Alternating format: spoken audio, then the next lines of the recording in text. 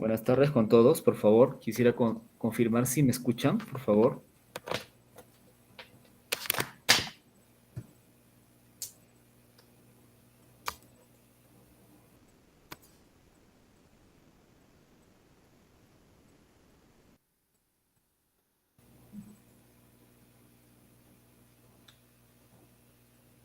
Bien, bueno, yo estimo que sí se me escucha y que... Muy bien, gracias, Jaime. Le agradezco. El día de hoy, ya para ganar un poco de tiempo, vamos a continuar con la exposición que dejamos a la mitad, digamos, el día miércoles, y el día de hoy vamos a concluir este tema que, si bien es cierto, este asunto sí de auditoría de cumplimiento y de servicio de control específico, presunto de irregularidad, es bastante amplio. Es muy amplio, entonces esto sí es para trabajarlo en gabinete y demás, pero de todas maneras, a ver un momento.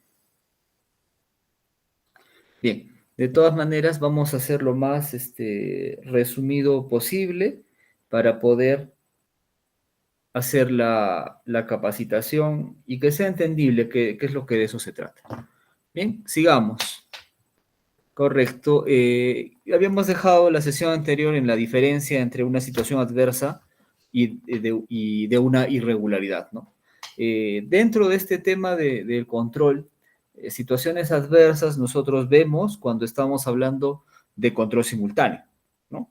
E irregularidad es cuando estamos dentro del marco de una auditoría de cumplimiento o de un presunto hecho, digamos, identificado que ha vulnerado normas cuando estamos hablando de un servicio de control específico a presunta irregularidad, como su nombre lo detalla.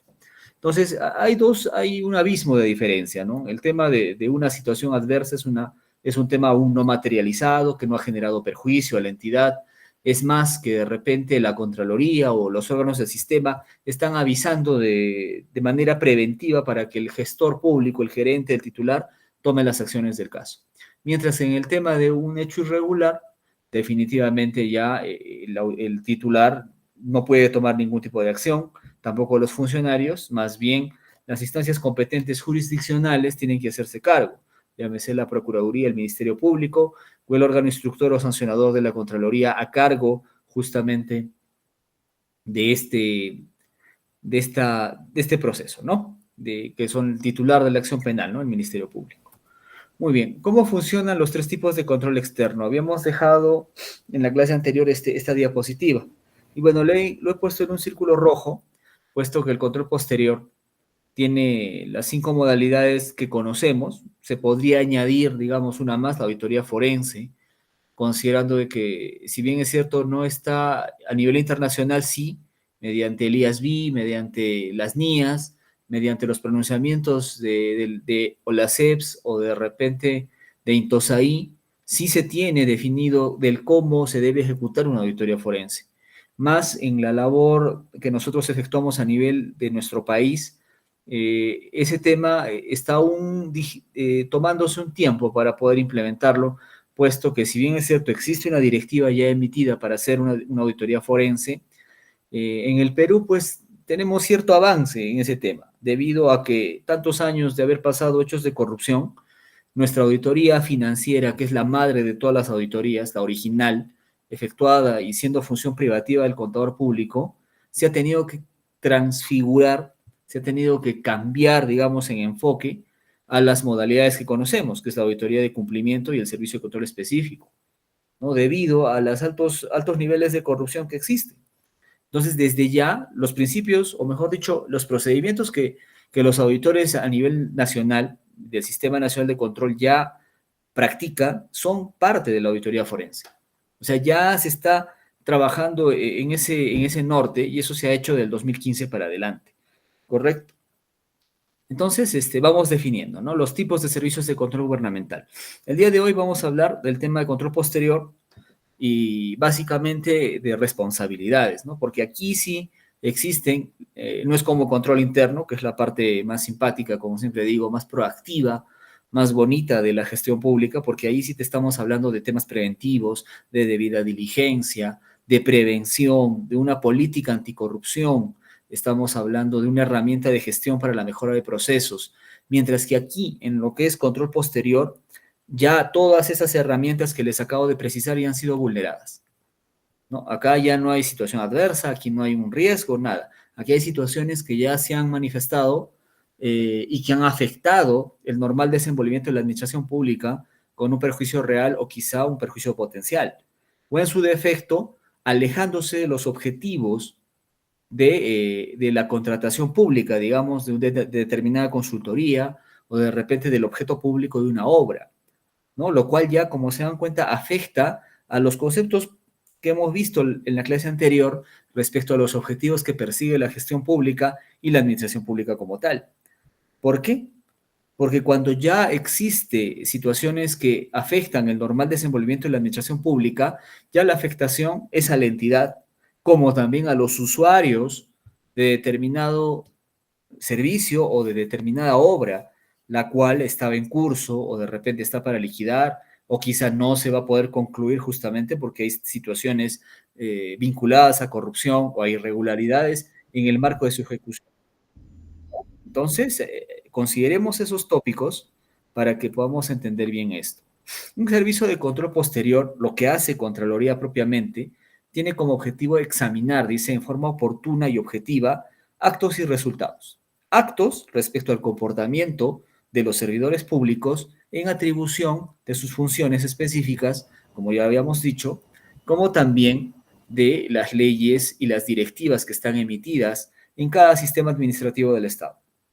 Y cuando hablamos de resultados, hablamos de los objetos públicos sujetos, digamos, en un procedimiento de selección, en la ejecución de una obra, quizás en un producto o una labor misional de la misma entidad que se ha visto afectada justamente por esta desviación o este hecho que puede afectar su curso regular. ¿Ya? Vinculado a la utilización y gestión de los recursos, bienes y operaciones institucionales, o sea, los bienes del Estado, ¿no? Los recursos del Estado. ¿Quién efectúa un servicio de control posterior? Una comisión auditora o una comisión de control, ¿no? Mediante las tres etapas, que estas son las más básicas y que las vamos a desglosar en lo que sigue de esta charla. Definiciones. No lo vamos a definir, o mejor dicho, no vamos a entrar profundamente a cada una de ellas, puesto que nos tomaría mucho tiempo, y no obstante, en el material que les vamos a proporcionar, sí estamos dejando este resumen para que podamos entender de qué se trata cada servicio de control posterior que efectúan los órganos del Sistema Nacional de Control, incluyendo las sociedades auditoras, propiamente que son responsables de las auditorías financieras, ¿no? Dentro de lo que es los productos que emiten cada tipo de labor de control posterior, lo vemos aquí en la columna informe, ¿no?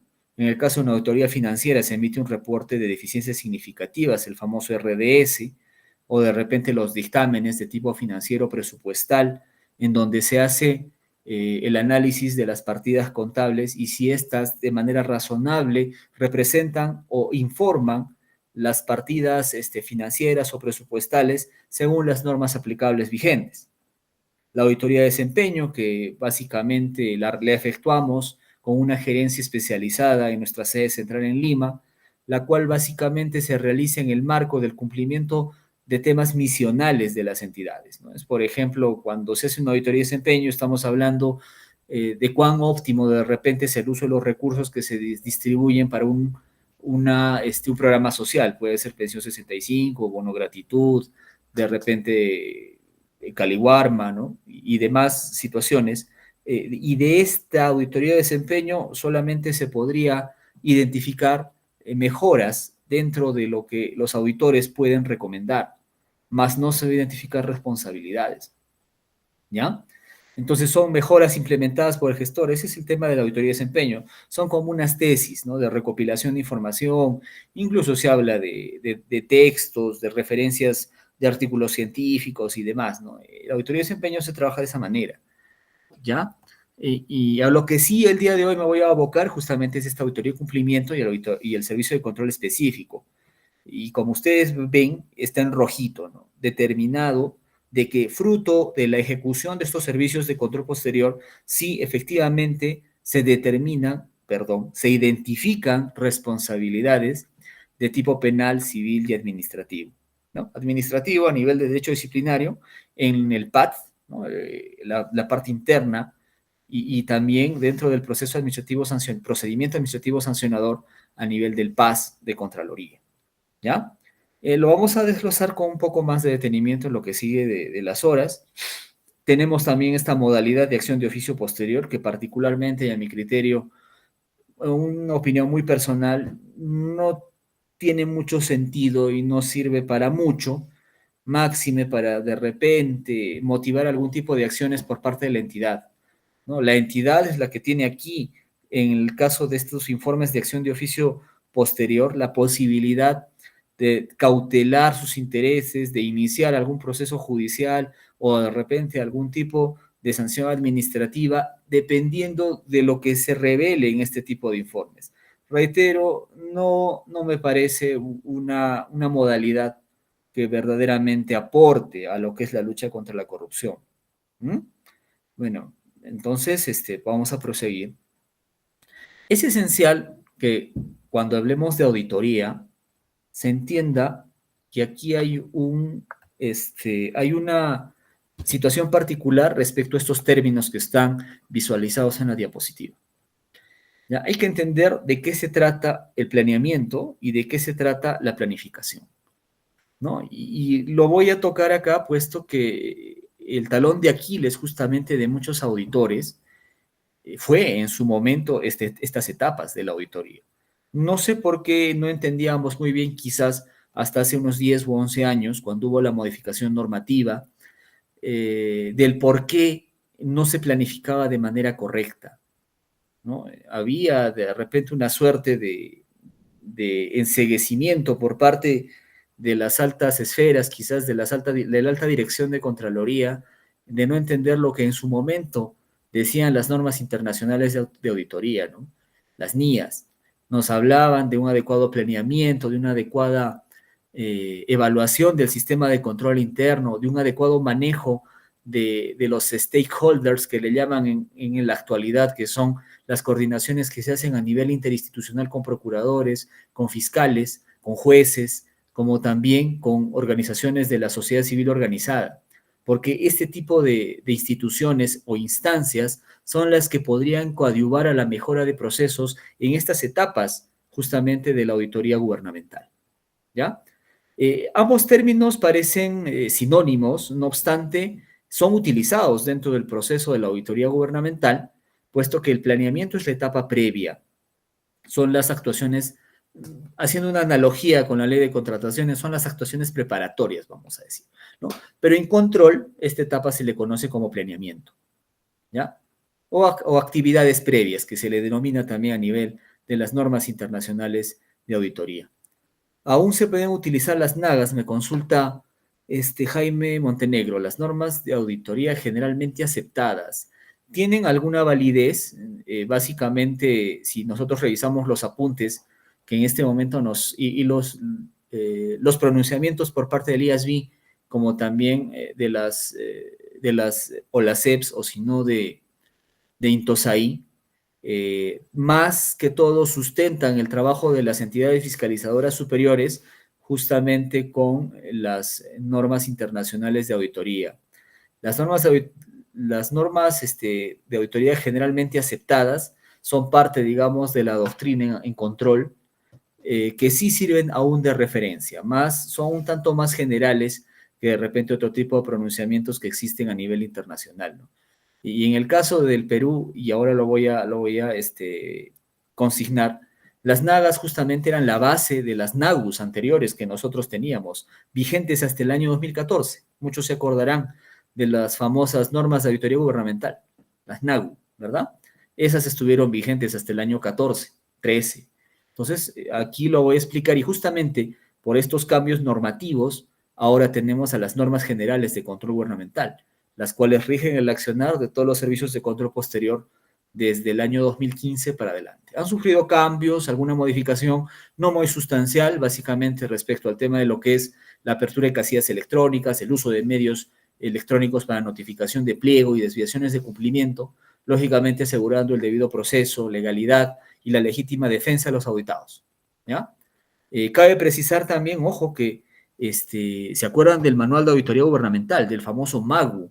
Quizá muchos habrán escuchado de ese MAGU, que es parte de la historia del control gubernamental en nuestro país. Comentarles de que ese MAGU aún hay dos secciones que están vigentes en el momento. Actualmente hay dos secciones que sí se aplican. Una de ellas es la guía del auditado, ¿no? Y el otro apéndice del Manual de Auditoría Gubernamental que está vigente es el de papeles de trabajo o de documentación de auditoría, que ahora le denominamos, ¿no? ¿Ya? Continuemos. Planeamiento en la auditoría gubernamental, ¿no? Sabemos, y la clase anterior la hemos comentado, desde inicios, pues, de la cultura milenaria, desde que el hombre básicamente empezó a darse cuenta de que existía la necesidad de contar con mecanismos de control, como la misma contabilidad, reitero, que fue en su momento un mecanismo de control cuando Fray Luca Pacioli acuñó el sentido de la partida doble como tal para llevar el control del comercio, ¿no? A nivel de su época, ¿no? Ya empezamos a hablar de control. La contabilidad como tal, dentro como técnica, es parte del control de las finanzas de manera, digamos, histórica. Y es por ello que cito también a las culturas milenarias de nuestro país. Caral se sabe que tenía un conocimiento incipiente acerca de los controles, ¿no? Porque había cacicazgos, ¿no? Curacas, ¿no? Y demás que llevaban el control acerca de las mismas, de la cantidad de personas, de las cosechas, de varias situaciones que eran, digamos, importantes en su momento. En el tema de los incas, de igual manera, sabemos que ya ellos de manera un poco más sofisticada en su tiempo llevaban el control mediante los quipus. Asimismo existía este funcionario que era el tucuiricuy, ¿no? El que todo lo ve y el que todo lo oye, que iba de manera inopinada y que viajaba por todo el imperio incaico para saber qué estaba sucediendo en todo el territorio inca y lógicamente llevar esa información al emperador o en este caso al inca, ¿no? Que gobernaba pues nuestro país históricamente. De igual manera en Egipto, en Sumeria, en la cultura maya, azteca, chipcha, quizás de repente a nivel del sur andino acá, en los mapuches podemos hablar, o los tehuelches, ¿no? En la Patagonia Argentina, que definitivamente tenían ya desarrollado en algún extremo la responsabilidad de tener controles de alguna u otra manera, ¿ya? Ahora, más bien, ya esta práctica que tenemos tomada en la colonia, ¿no? Hay influencia europea definitivamente ya en los sistemas de control modernos que tenemos y también desde la creación de la misma Contraloría como tal, puesto que la corona española, en el caso histórico de nuestro país, consideraba al Perú no como un territorio conquistado, sino como extensión de su corona, es decir, Perú formaba parte de España históricamente. Es por ello que existían, se llamaba el Virreinato del Perú, es cierto, pero la dependencia era exclusivamente de España, ¿no? Y ahí había las auditorías, había también empréstitos, ¿no? Y demás manejo ya a nivel feudal. Posteriormente ya se dieron otro tipo de situaciones, ¿no? Bien, reitero, la auditoría financiera, esto es parte de una introducción. La auditoría financiera es como la matriz de todos los temas que nosotros estamos viendo, porque si nosotros realizamos una auditoría financiera de manera correcta, vamos a identificar objetos o materia para realizar auditorías de cumplimiento, auditorías de desempeño, para realizar servicios de control específico a presunto hecho regular, también para hacer acciones de oficio posterior, hacer precisiones normativas o hasta controles simultáneos. De la auditoría financiera, si nosotros desglosamos todas las partes que están o todas las cuentas y analizamos de manera adecuada las notas, vamos a darnos cuenta que ahí está toda la historia de la entidad. Asolapado, pero justamente ahí está la habilidad del auditor para poder revisar todo esto, ¿ya? Hay que tener en cuenta también que la auditoría financiera inicialmente, y siempre ha sido así, abarca una labor mucho más proactiva en la mejora de procesos, ¿no? Históricamente ha servido para las empresas como una herramienta para la toma de decisiones. Bueno, en el Estado no es tanto así. Me gustaría que ustedes puedan revisar en el portal de transparencia de la misma Contraloría los reportes de deficiencias significativas o los dictámenes de los auditores financieros, ¿no? Me gusta ser sesudo con este tema. En algún extremo hemos supervisado la labor de estas sociedades auditoras y definitivamente hay bastantes deficiencias, porque en algún extremo se han acostumbrado solamente a copiar y a pegar la labor, ¿no? Entonces, ahí hay una gran deficiencia y un gran problema porque también al tener ese tipo de deficiencias en su trabajo, las recomendaciones que emiten también son desproporcionadas, ¿ya? Y bueno, darle valor agregado nada más justamente como dice la diapositiva, a recomendar situaciones que verdaderamente mitiguen la causa de los problemas, porque ese es el valor agregado de la auditoría o del servicio de control específico, ¿no? Básicamente, la auditoría, vamos a hablar, la auditoría de cumplimiento, ¿no? La auditoría gubernamental, porque el servicio específico es una modalidad de control, no es auditoría. Entonces, la única forma de recomendar situaciones para mejora de procesos en la administración pública por los órganos del Sistema Nacional de Control es ejecutar una buena auditoría de cumplimiento. Bien, estas son las modalidades de manera general. Auditoría de cumplimiento, financiera, desempeño, específico, ha hecho presunta irregularidad y ahí está bien puesto, no está señalado como una auditoría, la acción de oficio posterior de igual manera, ¿no? ¿Y en qué se diferencian? Justamente dirán, ¿no? Bueno, la auditoría de cumplimiento, la auditoría financiera y la auditoría de desempeño hacen validación de los controles internos, ¿no? Del sistema de control interno, que es tan importante y muchos auditores y muchos gestores no le dan la debida importancia, ¿no? Yo soy un convencido de que si implementamos una adecuada política de manejo del control interno en todas las entidades públicas, no tendríamos los problemas de corrupción tan grandes como los que hay ahora. ¿Mm? Se podría, es de repente una utopía o es un sueño mío quizás que lo acuñé hace 20 años cuando empecé a trabajar en estos temas de control, ¿no? Cuando nadie daba un peso por implementar, digamos, una política adecuada de control interno en las entidades y todos se ceñían simplemente a los marcos normativos y demás. Pero ojo, está bien, ciñete el marco normativo, pero de por medio también va a estar otro tipo de, digamos, de rasgo que se tiene que valorar, que es la actitud de las personas. Y justamente ahí va el problema de la corrupción. Bien, en todas las modalidades de estos servicios de control posterior, a ver un momentito.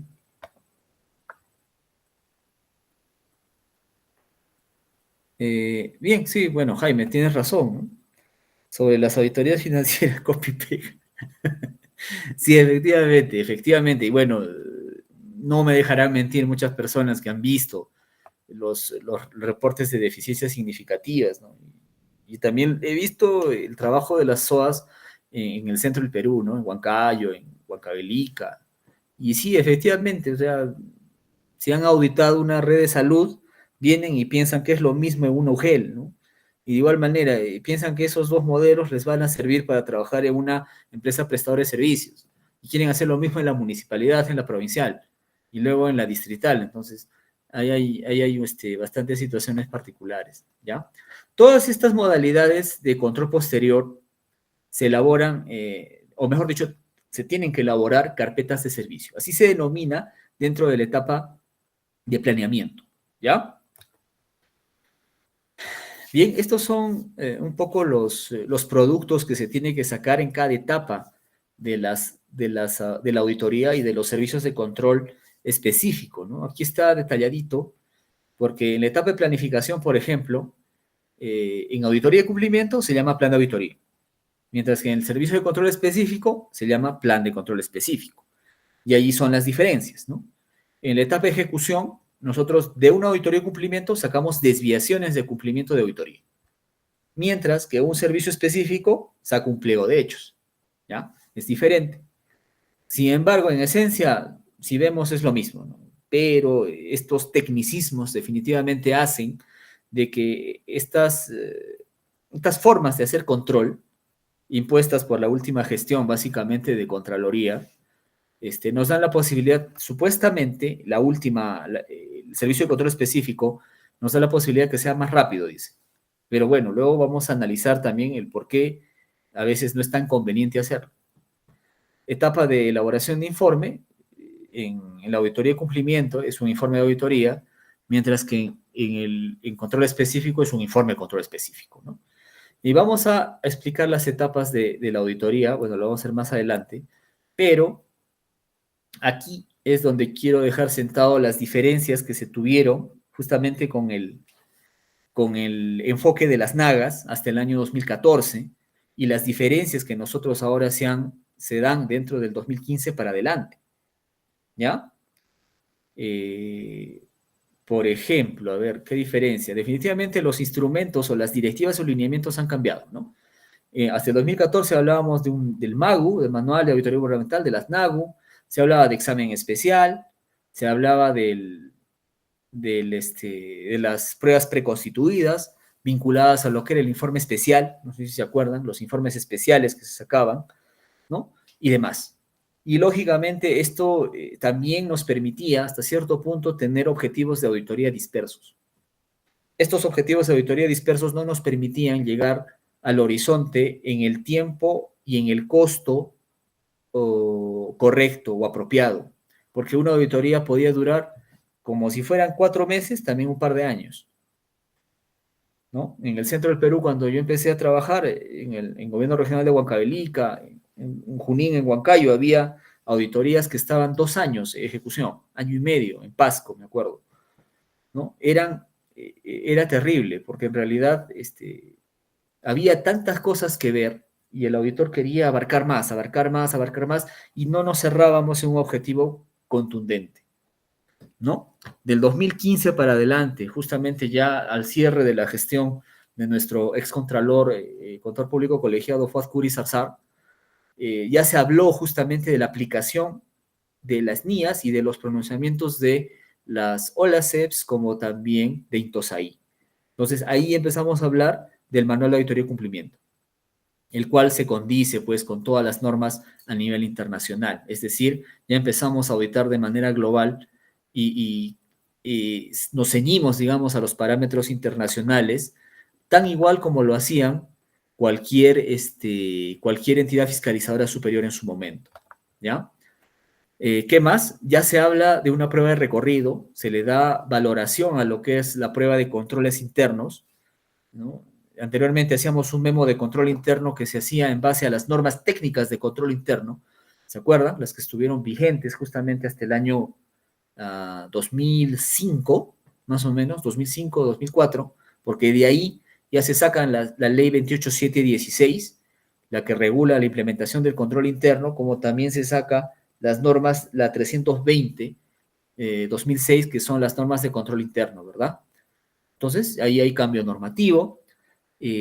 Aquí, en el del 2015 para adelante y hasta donde estamos, ya se habla de fundamentaciones jurídicas de tipo penal o civil, se habla de objetivos de auditoría más puntuales y de enfoque cliente-producto. Es decir, se habla pues en el idioma de lo que se hace a nivel de todo el mundo en las auditorías tanto privadas como a nivel del sector público. Y acá lo reafirmamos, ¿no? Hasta el 2014, el planeamiento en los órganos del Sistema Nacional de Control era incipiente, ¿no? Se identificaba algunos puntos, pero en realidad solamente hacíamos caso o de repente a una denuncia así de manera aislada, o bien cuando había una toma de alguna institución. Acá yo recuerdo que en Puno se dio el problema de ILAVE, recuerdan, ¿no? En el año 2004, 2003, tengo entendido, discúlpenme si no me acuerdo la fecha exacta, ¿no? Cuando tomaron la municipalidad y es más, asesinaron a su alcalde, ¿verdad? En ese entonces, pues, los auditores hacían la labor de bomberos, ¿no? Ah, mira, hay un problema en la municipalidad tal, X y Z, vayan auditores, y ahí iba el auditor, ¿no? A ver qué hay, pues no era algo planificado, porque era el a ver qué hay. Entonces, ese tipo de labores, si bien es cierto, ante la sociedad quizás haya servido para decir, oye, sí, llegaron a la Contraloría, mal que bien, pues, ¿no? Se daba cierta certeza de que se podía hacer un buen trabajo, pero no estaba debidamente planificado. Entonces, como está la figurita, el auditor, ¿qué hacía? Jugaba a la gallinita ciega. Hemos jugado, ¿no? De chiquillos a este jueguito tan interesante. Entonces ahí se apelaba mucho pues al expertise, al tecnicismo del auditor para saber qué cosa podía encontrar, ¿no? Era como meterse a un pozo, ¿no? Lleno de pescaditos, de truchas, digamos, y el auditor tenía que sacar el único pejerrey que estaba en ese pozo. Entonces era bien complicado, ¿ya? Este resultado, pues, insumía más costos operativos y por ende los resultados eran emitidos con bastante retraso. Y ahí, como les digo, ¿no? Auditorías justamente que se llevan a cabo en 1 año y medio, en 2 años, lo cual no era prudente. De las veedurías, me dice Jaime. Sí, pues hasta hacíamos veedurías, ¿no? Yo recuerdo haber hecho un par de veedurías en el centro. Básicamente procedimientos de selección, ¿no? Ya, y ahora, pues, este mismo concepto de veeduría ha sido trasladado a lo que es el control simultáneo, ¿no? Que ya lo venimos trabajando desde el año 19 y que el último controlador, el señor Schack, le ha dado bastante potestad y le ha dado bastante soporte mediático, porque no sé si se darán cuenta que el control concurrente lo han vendido como si fuera lo máximo, ¿no? Dentro de los servicios de control. Es más, ha sido supuestamente inventado por el ex contralor, lo cual, lamento decirles, no ha sido así, ¿no? Este concepto de veeduría, de auditorías en 3D, que se hablaba bastante en los países de Centroamérica, ¿no? Auditoría 3D, decían ellos, que era nada más que el acompañamiento que se realizaba, y está su doctrina dentro de las normas internacionales de auditoría y también dentro de las NAGAs y los pronunciamientos del IASB y demás, ¿no? Doctrina internacional donde nos habla justamente de un control preventivo, simultáneo, célere, prudente, sincrónico, ¿no? Que acompañe los procesos a fin de mejorar las intervenciones públicas. Porque reitero, este modelo también de control que estamos hablando es parte justamente de lo que se hacía o de los procedimientos que se hacían a las empresas privadas. ¿Mm? ¿Qué más vamos a hablar aquí? Muy bien, antes el auditor planificaba de esta manera. ¿Se dan cuenta? El menor esfuerzo lo ponía en la planificación y la pirámide que ustedes ven está invertida por eso. El menor esfuerzo en la planificación, o sea, era pues como que un procedimiento más. En la ejecución, más o menos le daban más tiempo, más énfasis, de repente mayor soporte. Y donde se esmeraba más y se esforzaba más era la elaboración del informe. ¿No? En el informe sí, el auditor, como dice, lo daba todo. No dormían, ¿no? Trataban de sacar, cerrar bien, hacer más procedimientos, qué sé yo, ¿no? Pero el asunto es que todo ese trabajo se pudo haber ahorrado si es que empezábamos así. Ahora, desde el 2015 para adelante, los órganos del Sistema Nacional de Control hacen esto. La fortaleza ahora de la auditoría y de los servicios de control posterior que les he precisado está en la planificación. ¿Ya? Entonces, de esta forma, las comisiones auditoras, los niveles gerenciales del Sistema Nacional de Control elaboran previamente una carpeta de servicio. Y esa carpeta de servicio es socializada, es revisada, es validada por los niveles gerenciales de Contraloría y de los órganos de control institucional, ¿no? Entonces, ustedes saben que mientras más ojos vean un producto, es mejor. Y es mejor cuando una persona ajena, un tercero, no contaminado aún con el hecho, o que no conozca muy bien de repente, de muy de cerca el caso que se va a auditar, lo revise. Claro que este tercero también tiene que conocer algo de auditoría o del tema del que se va a auditar, porque si no, va a observar cosas que no corresponden, ¿no? Entonces, estas revisiones nos dan la posibilidad de que al tener una planificación fuerte, ya tenemos el triángulo sólido, o sea, la pirámide la pirámide va a estar fija, ¿verdad? Ya en la ejecución, al tener definidos los procedimientos, tener definido las técnicas que voy a aplicar, tener definido el cronograma, el equipo auditor, los especialistas que necesito, ya en la ejecución ya voy a ir solamente a qué? A aplicar mis procedimientos y a poder, como decimos en auditoría, cerrar, ¿no? La carne que he encontrado, ¿no? Solamente eso. Cerrar, digamos, procedimientos, ¿no? Si necesito un acta en almacén, voy, levanto el acta en almacén. Si necesito corroborar el currículum vitae de determinado servidor público que está, digamos, en un cargo gerencial y que presuntamente no cumple con los requisitos establecidos en el presupuesto en los instrumentos de gestión o según las últimas leyes que se han emitido sobre idoneidad para poder acceder al cargo público, definitivamente no voy a ir solamente a verificar esos temas, ¿no? Mandaré a SUNED un oficio, me indicará si el señor es magíster, es doctor, mandaré verdaderamente si el señor ha trabajado como locador de servicios y ha sido, qué sé yo, ¿no? Pues asesor legal, ha sido auditor, ha servido pues a determinada entidad X y validaremos esa información ya en la ejecución de la auditoría, en la ejecución del control específico. Ya teniendo toda esa base, el informe, pues solamente me voy a preocupar por temas de forma.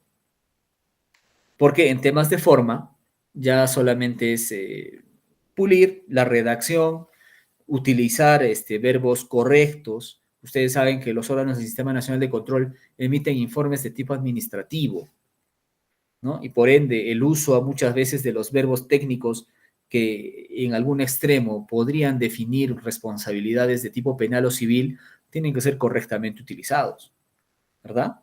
Igual, la redacción de un informe de control posterior nunca va a estar redactada de manera supuesta. O sea, un auditor jamás me va a poner en el informe podría, asumiría, debería, o de repente hacer juicios de valor que califiquen un hecho, como señalar que tal persona es un corrupto. Eso es imposible, ¿ya? Entonces, ese tipo de situaciones de calidad de redacción, ya con los atributos de condición, criterio, efecto y causa, lo voy a redactar de manera cronológica, sistemática, ordenada, para que tenga los efectos esperados en otras instancias, ¿no? Los cuales son los clientes o los usuarios de las auditorías que se están llevando a cabo. Muy bien. A ver, si hubiese preguntas hasta ahí, nos vamos escribiendo al chat. A ver, ¿qué nos dice Jaime? Los auditores hacían la de bomberos, haciendo uso de escepticismo profesional, efectivamente, ¿no? Justamente en las normas de auditoría gubernamental, en las NAU, se hablaba de ese escepticismo profesional. ¿Mm? Claro, pero ahora también trabajamos con el escepticismo en el de no creas todo lo que ves, ni tampoco tengas, digamos, la certeza de que algo es absoluto, cuando en realidad a los ojos del control hay muchas situaciones que podrían cambiar si tú obtienes evidencia suficiente y apropiada respecto a un hecho particular. ¿Mm? A ver, los auditores sí, pues hacíamos de bomberos, ese es un problema que ya en cierta, ahora también se hace de bomberos, pero ya no tanto como antes, ¿no? Bien, ¿y cómo se planifica? O dentro del marco, digamos, del planeamiento y del planeamiento básicamente, y para hacer una carpeta de servicio de control posterior, ¿qué es lo que debemos de tener en cuenta?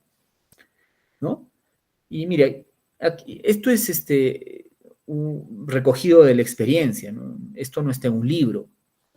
En realidad, si bien es cierto, pueden encontrar los pronunciamientos a nivel de Intosahí, donde te indican, ¿no?, cómo tienes que trabajar y qué tienes que considerar, pero el hecho de poder tener datos de esta naturaleza, y lógicamente creo que quedó una pregunta suelta en la anterior clase respecto al uso de la Big Data, ¿no?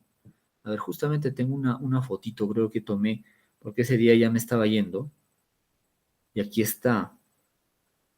Justamente, ahí está Jaime Alfredo, justamente me preguntó, dice, ¿la CGR está aplicando inteligencia artificial en el desarrollo de los servicios de control? Efectivamente, se ha tratado, vamos a desglosar, ¿no?, esta pregunta. Se ha desglosado el uso, digamos, de la IA en dos partes, ¿no? Uno, a nivel de control preventivo, porque se maneja grandes bases de datos de contrataciones, del sistema, por ejemplo, del SCI, del InvierteP, donde podemos ver en línea el estado de las obras, ya está paralizado, no está paralizado, cuántos procedimientos ha habido, si hay costo de control concurrente, ¿no? La IA en algún extremo nos va a ayudar, pero a nivel del control preventivo o control interno quizá, ¿no? Pero para poder hacer de repente o justificar de manera correcta un hecho irregular que podría estar en el marco de una auditoría de cumplimiento o dentro de un servicio de control específico, el apoyo de la IA va a ser limitado, por lo menos podría ser un 50-60%. No sirve de base de datos, eso sí es cierto, no hay ningún inconveniente. Por ejemplo, en las auditorías de desempeño, el hecho de tener una big data, ¿no? De la cantidad de beneficiarios de programas sociales, de la cantidad de beneficiarios, por ejemplo, de estos bonos que se han repartido a nivel del COVID, cuando estábamos en pandemia, ¿no? Que han sido personas que estaban dentro de los percentiles o quintiles de pobreza identificados por el INEI en sus deficientes censos que han realizado, los cuales han traído muchos problemas para nosotros, a ese nivel. Es decir, se da cuenta, si tienes una base de datos y no es confiable, ¿a qué te lleva eso? Entonces el auditor está en la obligación de validar esa información, ¿ya? Entonces sí se ha venido utilizando la Big Data, pero más que todo como un apoyo, ¿no? Hay que tener en cuenta que la IA también tiene sus limitaciones. ¿Qué más? En la etapa de auditoría se determina, me imagino que hablas de la materialidad, ¿no? La materialidad efectivamente se determina en la etapa de planeamiento, en la etapa previa, justamente con este tipo de datos que estamos planteando. Esto es en auditoría y cumplimiento exclusivamente y en servicios de control específico. Porque si me hablas de materialidad en auditoría financiera, ahí es donde yo tengo que aplicar los ratios, ¿verdad?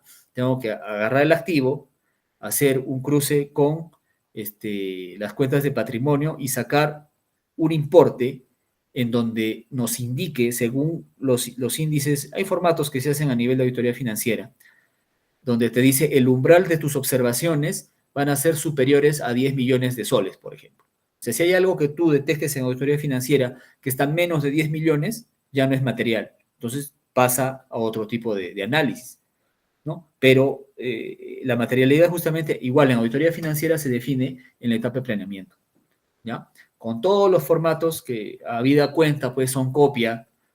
El manual de auditoría financiera es una copia de los cuadernos y las notas de apuntes que tenía la firma auditora Ernst Young, ¿no? También hay algunas, y Ernst Young pues tenía la escuela de Arthur Andersen, ¿no?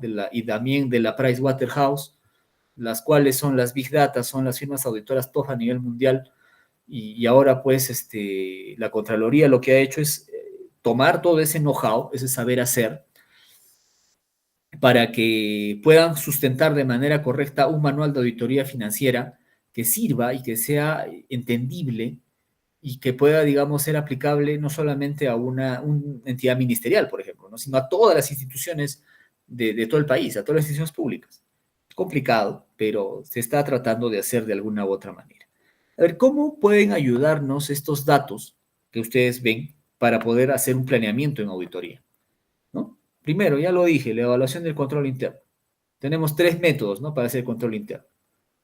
¿Ya? Y estos métodos, pues, hay un libro de auditoría operativa. Si en algún momento lo pueden buscar, es el libro del señor Pardo Vega, ¿no? Del año 1986, ¿ah? De editorial de la Universidad Nacional Mayor de San Marcos.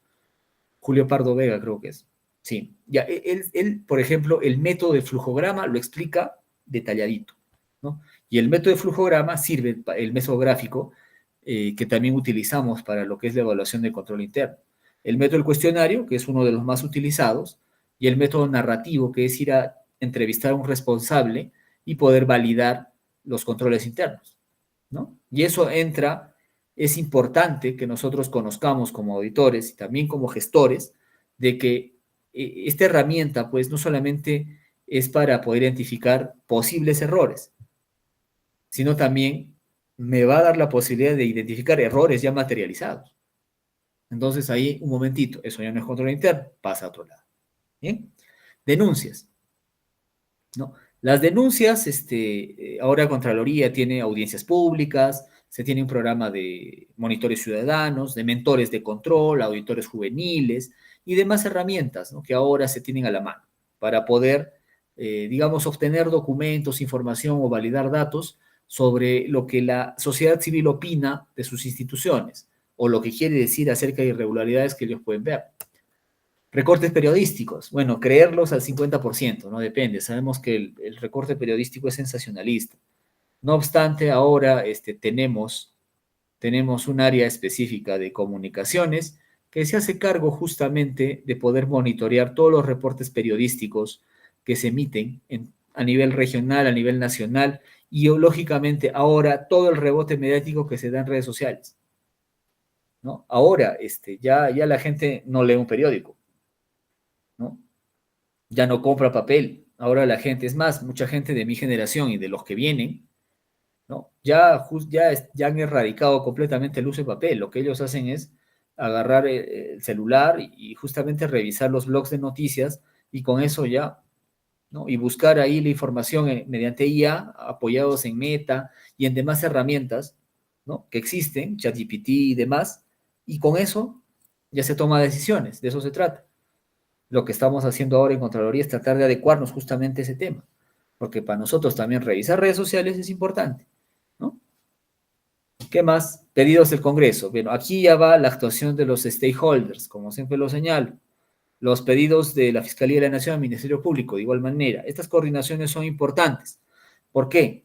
A nivel del Congreso de la República sabemos que ellos tienen por potestad solicitar la intervención de Contraloría de su reglamento, ¿no? Artículo 86, artículo 96 de la Constitución y 87 del reglamento del Congreso. Por lo tanto, cuando llega un documento o una denuncia de un congresista, pues nosotros, los auditores del Sistema Nacional de Control, tenemos que darle la importancia del caso y responderle como debe ser, ¿no? Si es un tema que no tiene sustento, se le señala, pues que lógicamente no se tiene sustento para poder calificar la denuncia o no se puede admitirla, ¿ya? Dentro de la fiscalía, más bien, ahí sí hay que tener bastante cuidado, puesto de que muchas veces los fiscales coordinan con nosotros la apertura, o mejor dicho, carpetas fiscales ya aperturadas. Es decir, que incluso ya tienen algunos actuados por parte de los fiscales, ¿no? Incluso están sujetos a peritaje, ya se ha mandado algún tipo de pericia técnica, contable, financiera, qué sé yo.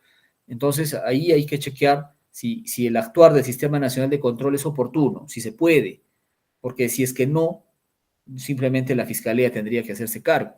Muchas veces los fiscales, por complejidad, nos coordinan con nosotros muchas carpetas y digamos que, diciéndolo coloquialmente, nos pasa la carpeta. Entonces, con ello nosotros ya nos encargamos de hacer una pericia institucional, como lo dice el nuevo Código Procesal Penal, y emitimos el informe para que sea sumado como una prueba más extraprocesal dentro de la carpeta del fiscal, para que ellos lo puedan incluir, ¿no? ¿Qué más? Pedidos del Consejo Municipal, bien, cuando hay regidores, consejeros regionales, los comités de vigilancia, llámese los CCR, el CCV, ¿no? Que son los que nos pueden dar algún tipo de información para poder planificar una auditoría, ¿no? Algún tema podría haber y podríamos validar.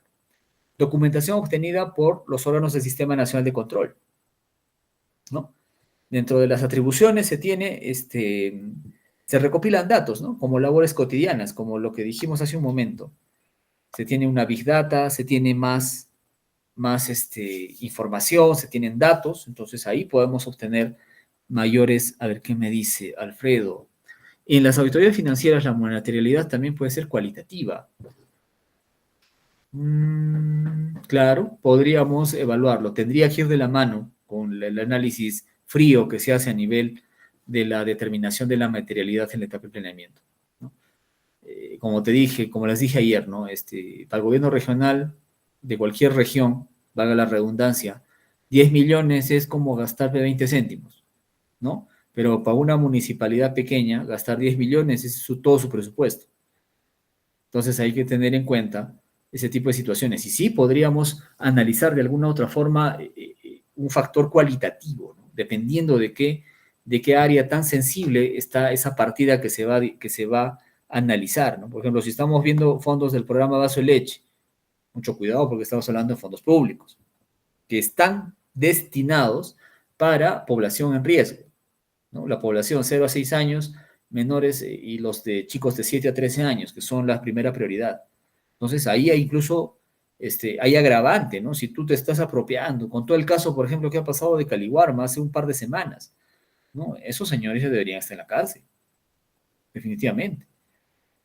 Porque no solamente primero han desnaturalizado un procedimiento de selección, creo que han hecho participar a empresas que no debían o han ganado la buena pro personas o empresas que ni siquiera tenían la catadura moral ni tampoco el récord empresarial para poder justificar un producto de calidad para un programa tan delicado, porque ahí estás alimentando niños, estás alimentando gente, población en riesgo. ¿Mm? Pero no. ¿no? Esas personas todavía creo que están en investigación. Reitero, a ese nivel, por ejemplo, ya Contraloría no entra, ya entra el Ministerio Público. De frente, el fiscal ahí tiene toda la potestad para poder iniciar, acusar o bien mandarle una provisión preventiva por fuga, ¿no? El Congreso solicitó información a la CGR por el caso de Brecht. Sí, sí, en realidad ha sido un caso que, reitero, se ha tomado con pinzas porque había mucho poder de por medio, había gente bastante influyente, ¿no? Que podría haber estado expuesta en alguna labor de control. No obstante, se ha mantenido un perfil bajo en este tema, puesto que Contraloría, reitero, en este tipo de casos ya no tendría mayor injerencia. Para eso están las fiscalías especializadas, ¿no? Ellos son los que están haciendo su labor. Es más, tengo entendido que este caso de Odebrecht están buscando especialistas, ¿ah?, en Lima para poder realizar peritajes. El caso Odebrecht está ahí. La Procuraduría General del Estado ha creado una procuraduría ad hoc para este caso, o sea, especializada. ¿Ya? Y ahí están convocando a contadores públicos o economistas, ¿no?, que conozcan de este asunto, y está pagando muy bien, por cierto, para que hagan los peritajes, ¿no?, y hagan las revisiones y todo lo que está de por medio.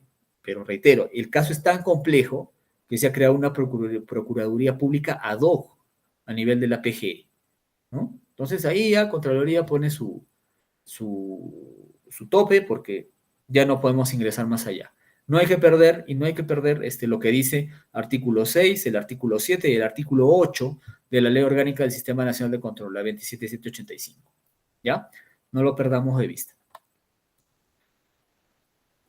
Ahora Caliwarma va a desaparecer en nombre, porque ahora va a llevar, claro, definitivamente ya llevan un estigma a esa institución, ¿no? Ya hay un poco de problemas ahí. Yo la verdad tengo mi opinión personal acerca del manejo de los programas sociales. Cuando es políticamente manejado, definitivamente va a suceder lo que está pasando, ¿no? Y reitero, mi postura es estrictamente técnica, porque temas políticos no me podría pronunciar, ¿no? Y si lo dijo hoy el ministro, justo ahora, hoy día creo que están aprobando el presupuesto de la República. Me imagino que habrá alguna novedad ahí para poder ver cómo van a solucionar y cómo van a ver este asunto de este programa social. El tema es, y ya yéndome un poco más al lado humano, es no poner en riesgo pues la vida de tanta gente, no poner en riesgo la vida de estos niños, y lógicamente, y que son justamente de bajos recursos económicos, y que en realidad se llevan la peor parte de todo, ¿no? Creo que hay que ser más humanos, señores. No todo, como les digo, es de repente dinero, de repente un grado académico, o de repente, no sé, acceder socialmente a algo, qué sé yo. También un servidor público, reitero, tiene que ser lo más humano posible, porque el Estado encomienda, ¿no?, la toma de decisiones, la cautela del presupuesto de la República y por ende el impacto positivo en cada intervención que haga, en todo nivel de gobierno, ¿ya? Más bien nosotros como electores tengamos cuidado a quién le entregamos el poder. Ya vienen elecciones, por favor, pensemos bien de lo que va a suceder. Porque se dan cuenta, esas decisiones políticas redundan en todo el tema técnico, ¿no? Y luego nos van a traer problemas. A ver, ¿qué más para el tema de planeamiento? Creo que el tiempo nos va a quedar chiquito, ¿eh? Vamos a tratar de avanzar y correr lo más que se puede. Los servicios de control simultáneo, que también son un antecedente, ¿no? El concurrente, orientación de oficio y visita de control ayudan a que se pueda planificar de manera correcta una auditoría. Y aquí están, ¿no? El control simultáneo durante la ejecución del gasto. Es decir, si en algún momento, mediante control simultáneo, a un directivo, a un gerente, a un titular, se le dijo, señor, la obra tal tiene problemas de estructura, ¿no? De la visita que hemos efectuado, se ha notado resquebrajamiento de las estructuras, de las columnas, ¿no? Aparte, se ha notado que los paños de concreto no cumplen con los requerimientos técnicos exigidos en el expediente técnico. Asimismo, las instalaciones sanitarias presentan hundimiento, ¿no? Que se han hundido por el peso, porque está mal compactado el piso, porque realmente ha habido estudios deficientes en topografía, o de repente no se han dado cuenta que viene una corriente de agua o es cauce de un río, y por ende va a haber problemas hidrológicos, ¿no? Entonces, todo eso se le avisa al titular. Si el titular agarra el informe, y hace un avioncito y lo manda lejos, le voy a mandar otro. Con el que viene va a ser lo mismo, y el otro, 3, 4 informes que se llaman hitos de control concurrente. Si al cuarto o quinto hito no me hace caso, ¿qué cosa está pasando? Si ya se le está diciendo técnicamente, ¿no? Ya hay una intención ahí, ¿no? ¿Qué está pasando? Pues entonces, cuando ya se haga control posterior, definitivamente el hecho de que se le haya mandado 4 hitos de control simultáneo y que el titular y sus funcionarios no hayan hecho caso, va a repercutir en que en el control posterior se le diga, ¿no? Efectivamente, ¿no? Se materializó el hecho vinculado a la pérdida o al resquebrajamiento de las columnas o a la mal diseño, ¿no? Defectuado en el piso para la disposición de los paños de concreto, ¿no? Y el hundimiento de la estructura que estaba destinada a lo que era las aguas pluviales, qué sé yo, ¿no? Todo eso. Y al final, ¿qué va a decir? ¿Nadie me dijo? No creo.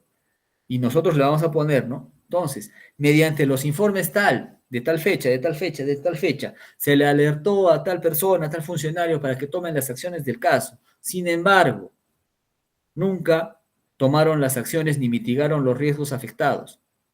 Por lo tanto, se ha advertido un perjuicio de tanto, ¿no? Así se podría justificar de repente la inacción o la omisión funcional de un titular o de un servidor público cuando no hace caso a los informes de hito de control concurrente o de lo que vamos a hablar en este momento. El control simultáneo como tal tiene esa característica, es oportuno, es expeditivo, es preventivo y al final es proactivo, ¿no? Me ayuda justamente a tomar decisiones y no está orientado, ojo, a identificar responsabilidades, sino te alerta sobre lo adverso o una situación adversa que puede afectar el normal desenvolvimiento de la administración pública o afectar la ruta, digamos, crítica de un proyecto, de una obra, o afectar el gasto público.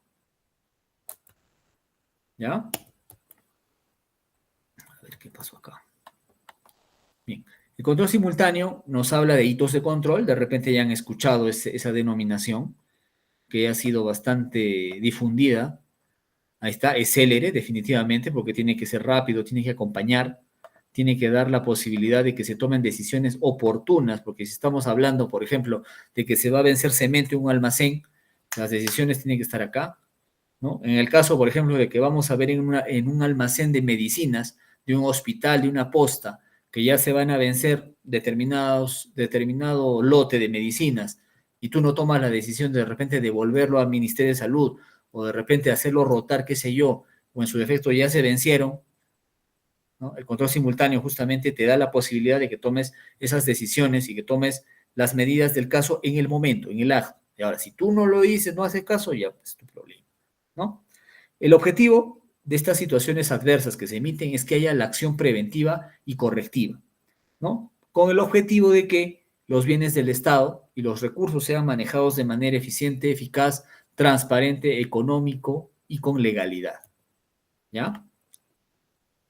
No, no tienen problema, vamos a manejar solamente con el mouse.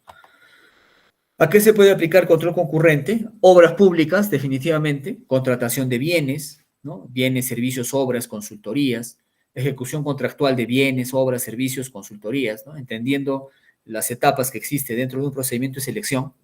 Y también se puede aplicar control concurrente a lo que es los servicios o las labores misionales de cada entidad. Por ejemplo, ¿no? Aplico control concurrente a la asistencia al personal mediante el decreto legislativo 276 y el cumplimiento de las 8 horas de horario laboral que me señala la norma, ¿no? Porque hay muchas personas que van a trabajar a las 8, pero están hasta las 9 y de ahí desaparecen, como por arte de magia, y vienen a las 12 y marcan, luego se van a almorzar, regresan, vuelven a desaparecer y nunca los encuentras en su oficina, ¿verdad? Entonces, se puede hacer un control concurrente, ¿no? Un día voy, veo las marcaciones, a la siguiente semana de igual manera voy, veo las marcaciones y checo, ¿qué pasó? Y si saliste, tu papeleta, tu autorización, ¿no? Comisión de servicios de igual manera, tu hoja de salida, ¿no? Si es con unidad móvil, de igual manera, pásame el control de la salida de unidades móviles, qué chofer ha sacado esa unidad móvil, ¿no? Su cuaderno bitácora, el control de combustible y demás cosas que a mí me permiten tener o de saber qué cosa está pasando y hacer un acompañamiento a las labores de la misma entidad. Dentro del control simultáneo existe una visita de control, por ejemplo, que es una modalidad, ¿no? Que se puede chequear el tema de infraestructura. Por ejemplo, también se puede ver el tema de donación de equipos de cómputo. Ojo, esto nos sirve como antecedente para hacer control posterior. También se puede ver la entrega de bienes, ¿no? En este caso estamos viendo entrega de textos escolares, prestación de servicios, atenciones en el centro de salud, ejecución de obras como tal, procedimientos de selección, ¿no? Tenemos otra modalidad también que es bastante más abreviada, que es una orientación de oficio. Justamente ahora estamos en pleno operativo de obras paralizadas y se están sacando estas orientaciones de oficio para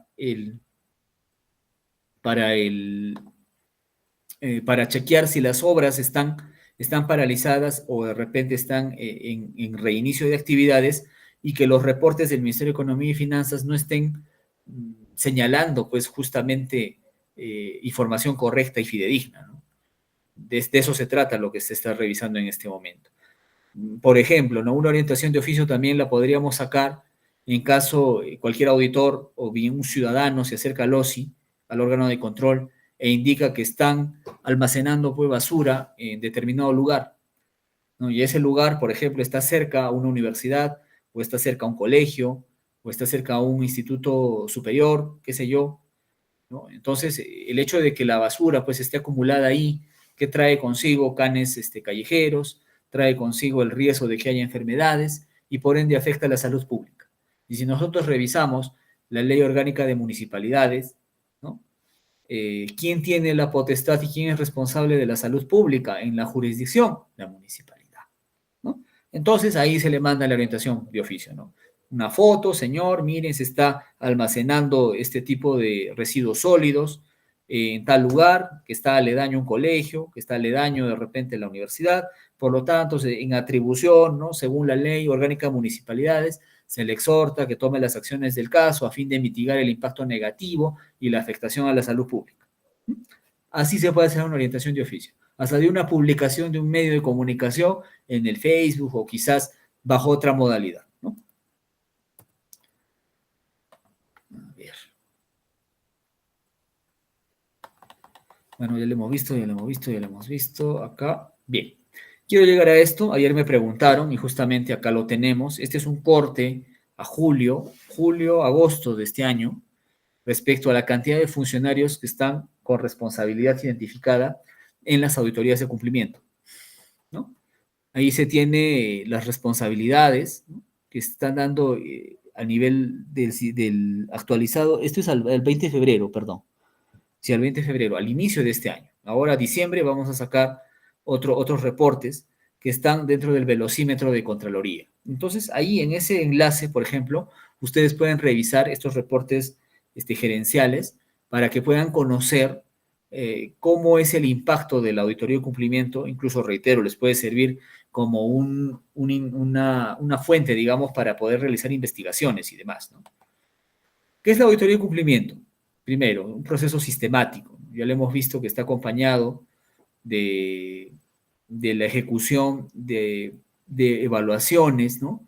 Y todo esto para poder verificar si los actuados de las instituciones a nivel de actos administrativos, quizás actos de administración interna, cumplen con la normativa y disposiciones vigentes, ¿ya? Eso es en esencia una auditoría de cumplimiento. Es una revisión que se hace, un proceso sistemático. Acá tienen las normas generales de control gubernamental, que están vigentes, como lo dije, la última modificatoria con la resolución 295 de 2021.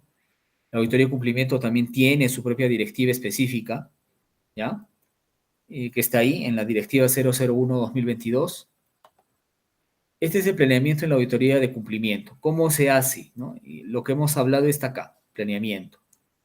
Acá me sirve todos los datos, todos los reportes, toda la evaluación del sistema de control interno, las denuncias, ¿no? Y demás, para poder ingresar a la etapa de planificación y realizar todas estas actividades, con la certeza de que verdaderamente se logren, digamos, los objetivos planteados y que se tenga un producto de calidad. Eh, las etapas de la auditoría de cumplimiento como tal son tres: planificación, ejecución y elaboración de informe. Pero, reitero, esto también es parte del expertise, ¿no? Yo considero que son cinco. ¿Por qué? No consideran aplanamiento, que es, digamos, la etapa importante, es la piedra angular para poder tener un adecuado, primero, en el caso de auditoría financiera, por ejemplo, identificar la materialidad. En el caso de auditoría de cumplimiento o servicios de control específico, para identificar de manera correcta los objetivos y el alcance de la auditoría, ¿ya? Y no quiero olvidarme del seguimiento de recomendaciones porque justamente, como lo dije hace un momento, la recomendación es el valor agregado que el auditor da en mérito a todo su expertise y conocimiento, que se presume erudito en la materia, para poder mitigar la causa del problema. Entonces, yo considero no tenerla suelta, porque este seguimiento justamente me va a ayudar a cerrar el círculo y que el impacto de la auditoría como tal sirva y tenga los efectos esperados en las instituciones y que pueda ayudar a mejorar los procesos de las entidades. ¿Ya? Es por ello que incluimos al seguimiento. Bueno, dentro de la sección 29 del Manual de Auditoría y Cumplimiento, nos habla que el proceso de planeamiento permite identificar la estructura del negocio, el control interno y el entorno. ¿Ya? Cuando hablamos de estructura del negocio, dirán que es un término acuñado pues, en el sector privado, efectivamente. ¿No? Reitero, esto viene del sector privado y nosotros lo estamos aplicando en el sector público. A ver, vamos a chequear. Los hitos de control son actividades, efectivamente, y depende, ¿no? Si en el caso estamos viendo un procedimiento de selección, y si yo quiero revisar las tres etapas, ¿no? Que son actuaciones preparatorias, el proceso de selección y la ejecución contractual, para mí cada una de estas puede ser un hito. Ahora, si en actuaciones preparatorias yo identifico otro tipo de situaciones, como lo señala Alfredo, son actividades, ¿no? Yo puedo revisar pues la presentación de propuestas, el tema del cronograma, el tema vinculado justamente a todo lo que pueda estar dentro de esa etapa de actuaciones preparatorias. ¿Cuál es la cifra de obras paralizadas a nivel nacional? Tengo entendido que son más de 450 obras, pero ojo, estamos determinados también por materialidad, o sea, obras verdaderamente grandes, ¿no? En el caso de Puno, por ejemplo, tenemos paralizadas pues a la obra del Hospital Materno Infantil en Juliaca, el Cono Sur, ¿no? Que es una obra bastante grande. Se tiene el Hospital Regional Manuel Núñez Butrón, cuyo impacto pues ahora es tan fuerte que se ha declarado de interés nacional y va a ser ejecutada mediante un G2G, gobierno a gobierno. También se tiene el hospital, perdón, se tiene paralizado, hay una obra en la zona, en Juliaca, ¿no? En colegio, tengo entendido que es el Colegio Perú BIRF, que son intervenciones pues con bastante dinero. Entonces, de esa manera, es lo que se tiene, ¿no? Pero reitero, son más de 450. Ahí está. Claro, sin embargo, cuando no son implementadas, ¿dónde queda el valor agregado? Definitivamente, si no se implementan las recomendaciones, específicamente las de mejora de gestión, el valor de la auditoría pues queda en eso, ¿no? Solamente nos vamos a limitar a que se inicie un proceso penal o se inicie el órgano, o que el órgano instructor o sancionador mediante el PAS inicie el procedimiento sancionador. Solamente con esas dos recomendaciones nos quedaríamos. Pero reitero, si eso, las recomendaciones de mejora de gestión son lo importante, son lo que le da, digamos, ese plus a la auditoría. No se implementa, simplemente no vamos a redundar, digamos, en mejora de procesos. Y esa atribución que se compró Contraloría, lo que dice la modernización del Estado mediante recomendaciones y todo lo demás, queda en el aire, porque no se va a cumplir, ¿no? Y básicamente el gran problema que se tiene en todas las instituciones es que no se implementan las recomendaciones, ¿no? Que se tienen desde el año 2010, del año 2015, incluso cuando hay una recomendación, por ejemplo, para el inicio de un proceso administrativo disciplinario, ya venció porque el plazo de la ley de servir nos habla de 3 años o un año desde el conocimiento o el inicio de la fase instructiva, ¿no? Y temas por el estilo que quedan prácticamente sin efecto. ahí es donde el tema, no se cumple el tema del valor agregado, y eso es penoso, porque tanto trabajo se va al agua. A ver, uy, van a disculpar que tengo un problema acá con el mouse.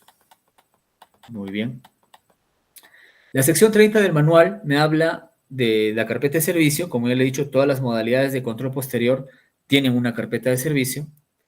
Luego, la sección 33 me habla del manual de auditoría y cumplimiento acerca de los objetivos o procedimientos de auditoría inicialmente planteados. ¿Ya? Eso tiene que ser discutido, tiene que ser hablado con la comisión auditora, porque estos procedimientos de auditoría y estos objetivos tienen que ser conversados para que sean razonables y que puedan ser logrados. Porque si, por ejemplo, ¿no? ponemos un procedimiento que es, no sé, revisar o el curso de una carretera que mide 28 kilómetros, ¿cómo vas a hacer? ¿Lo vas a medir? ¿Cómo? ¿Qué vas a hacer? ¿Qué técnica vas a utilizar? ¿Vas a utilizar un bodómetro? ¿Vas a utilizar simplemente lo que se pronuncia la entidad mediante un estudio topográfico? ¿No? El costo también de ese estudio. Si vas a ir a una obra, vas a ver pruebas de diamantina o vas a hacer calicatas, ¿no? ¿Cuánto te va a costar? ¿Cuánto tiempo te va a demandar? Ahora, esas pruebas no las hace cualquier laboratorio, ¿no? Las tiene que hacer un laboratorio acreditado, cosas por el estilo que en realidad se tienen que considerar dentro de esta etapa de planeamiento para que todo vaya de manera adecuada y correcta. Bien, la sección 29 del manual nos habla de la estructura del negocio, ya lo hemos visto, y en tal contexto, esta estructura del negocio y el control interno y el entorno debe ser debidamente documentada. ¿Ya? Entonces hay que apelar al conocimiento del auditor a fin de que se tenga, digamos, un especialista legal que verdaderamente pueda evaluar de manera correcta y sesuda y razonable toda la documentación que se obtiene para poder validar los datos y de las fuentes en donde se accede a la documentación. ¿Ya? Un auditor ya con expertise no trabaja, por ejemplo, con documentación en fotocopia. ¿No es cierto? ¿Por qué? Porque esa documentación en fotocopia puede como que no ser cierta o ser real. Entonces, ¿qué solicitamos? Documentación original. ¿Ya? Entonces, una vez vista la documentación original, se envía a autenticar o se obtiene una copia original.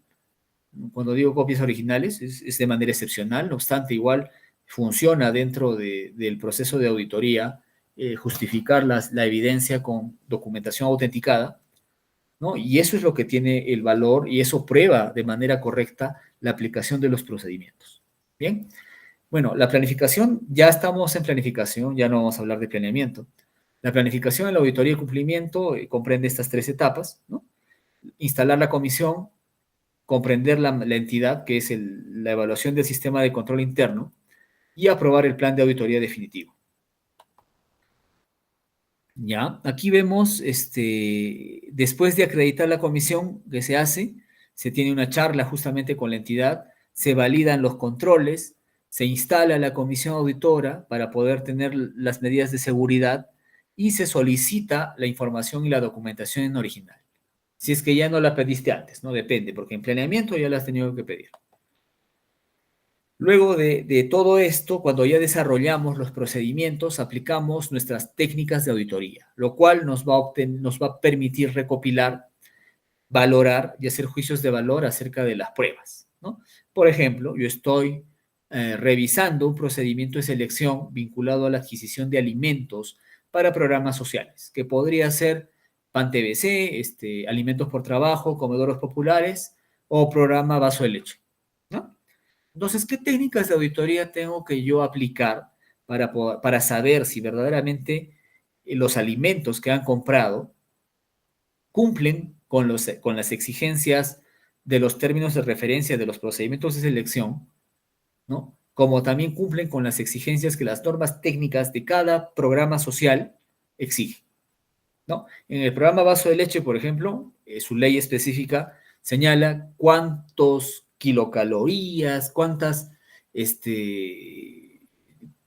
que el alimento, ¿no? Sea, digamos, de provecho de las personas que lo van a consumir. Entonces, todo eso, ¿cómo se obtiene? Entonces yo hago validaciones, ¿no? Veo las revisiones del análisis bromatológico, organoléptico de la propuesta del postor ganador acerca del producto que me está vendiendo. Entonces lo hago validar, ¿es cierto o no es cierto? ¿No? De igual manera, se podría tomar muestras, ¿no? de lo que están sirviendo, de los insumos que hacen los alimentos. Entonces voy con una nutricionista, ¿no? Tomamos una muestra, lo llevamos a un laboratorio y se saca pues un reporte si verdaderamente cumple con los requerimientos y si es apto para el consumo humano.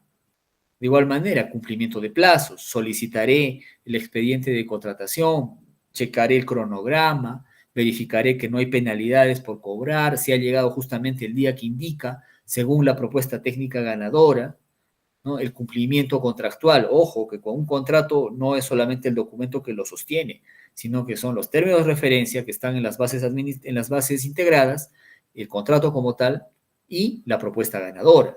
Todo eso se tiene que revisar con técnicas de auditoría.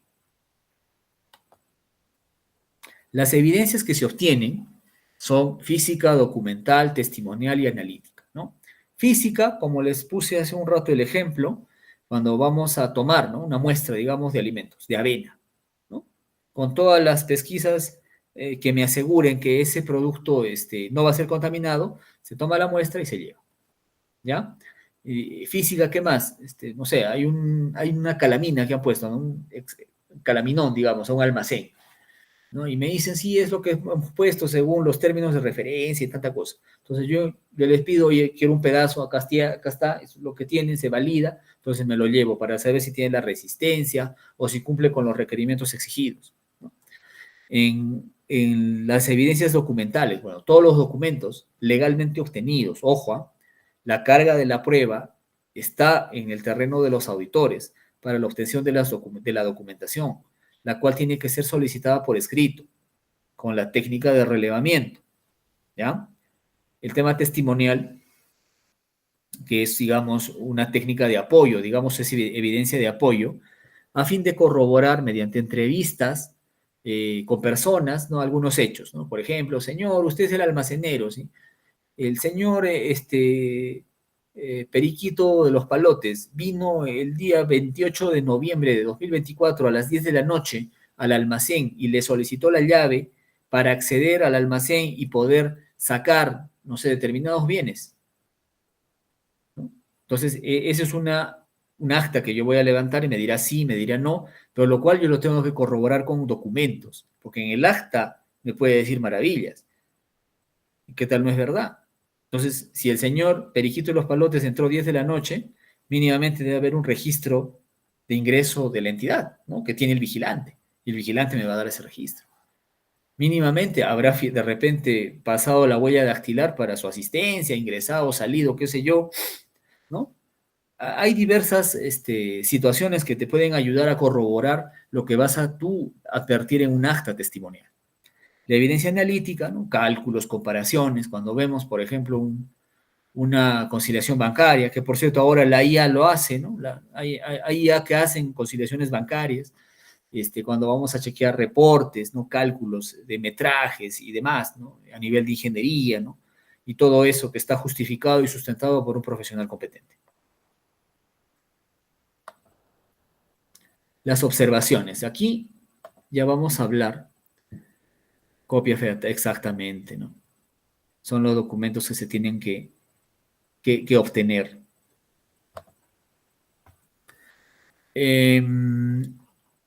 Cuando hablamos de ya desviaciones de cumplimiento, ojo, no se pierda, estamos en auditoría de cumplimiento, hablamos de condición, causa, desviación de cumplimiento como tal, condición, causa, efecto y criterio. O en el orden, ¿no? Condición, criterio, causa, efecto. La causa, mucho cuidado porque hay que saber identificarla de manera correcta. Ahora, la condición que es el hecho irregular que yo voy a ver o que yo voy a auditar, que estoy verificando, lo cual tengo que sustentarlo con evidencia suficiente y apropiada, ¿ya? La redacción de la condición, por favor, tiene que ser clara, precisa, concisa, sin errores ortográficos, semántica, se tiene que cumplir sintaxis, uso correcto de género y número. ¿Por qué? porque esa condición tiene que ser entendida por un juez especializado, por un fiscal, tiene que ser entendida por una persona que está siendo sujeta a auditoría, por los periodistas, tiene que ser entendida por todos, hasta por un niño de 10 años, me decía un supervisor. Tiene que ser clara y concisa su redacción. Porque si, no, si tú nomás lo entiendes y el resto no, ¿qué va a decir? Se ha sesgado mi derecho a la defensa porque yo no entiendo lo que me dice el señor auditor. Entonces tienes que tú hacerlo de manera entendible, que se pueda, digamos, avisorar, digamos, un sentido cronológico, ¿no? Y que sirva verdaderamente para sustentar una desviación de cumplimiento. Ahora, el criterio son las normas que se han transgredido. Propiamente criterio normativo, ¿no? La ley de contrataciones, directiva de tesorería, la ley de presupuesto y demás normas y directivas internas que se puedan emitir. El efecto es lo que la condición o la redacción de la condición ha generado, ¿no? El efecto puede ser potencial o puede ser un perjuicio. Bueno, el potencial ya lo estamos dejando de lado. No obstante, en auditorio de cumplimiento se habla de efecto potencial porque eso puede ser considerado como parte de una observación de control interno, como también puede ser de un aspecto relevante, ¿no? Que se podría considerar dentro del informe, más no iría como observación como tal, ¿no? El efecto tiene que ser cuantificable, claro, sustentado y desagregado en caso hablemos de importes monetarios. Y la causa es el por qué se ha originado todo este efecto. ¿Cómo? ¿No? ¿Qué ha pasado ahí? ¿Cómo nosotros justificamos la causa? ¿Por la decisión consciente y voluntaria? ¿No? Entonces ahí tenemos que hacer un análisis acerca de las funciones de las personas o de los servidores públicos, ¿no? Según la función de supervisar, ¿no? Del jefe de tesorería, a quien se le confirió funciones para poder cautelar los recursos y bienes de la entidad al contar con una caja fuerte, ¿no? Ubicada en su tal. Sin embargo, alejándose de sus funciones, el señor, por salir a almorzar, dejó sin llave, pues, la caja fuerte, por lo que se quedó descuidada y fruto de ello, pues se han perdido 20.000 soles de la caja de la municipalidad, ¿no? Entonces, ¿la causa cuál sería? Pues, lo dejó pues sin control, no había llave, estaba fuera de sus funciones a la hora de almuerzo y se salió a almorzar, ¿no? ¿La causa cuál sería? Pues toda la contravención, lo que ha soslayado este señor y lo que ha originado.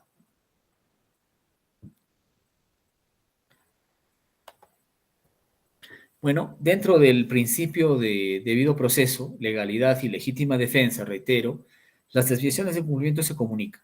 Ojo, no es un cargo, ¿no? Es una solicitud de aclaraciones y comentarios, ¿ya? Porque un cargo se da en el mérito del inicio de un proceso, de un procedimiento administrativo disciplinario, de un proceso administrativo sancionador.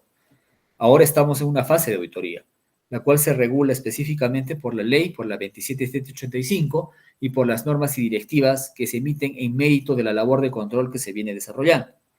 Por lo tanto, la exigencia de declaraciones y comentarios forma parte del proceso de defensa del auditado. ¿Ya? ¿Qué más? La presentación de comentarios tiene que ser presentada por escrito, ¿no? Si alguna vez te ha tocado una desviación, un pliego, preséntalo por escrito.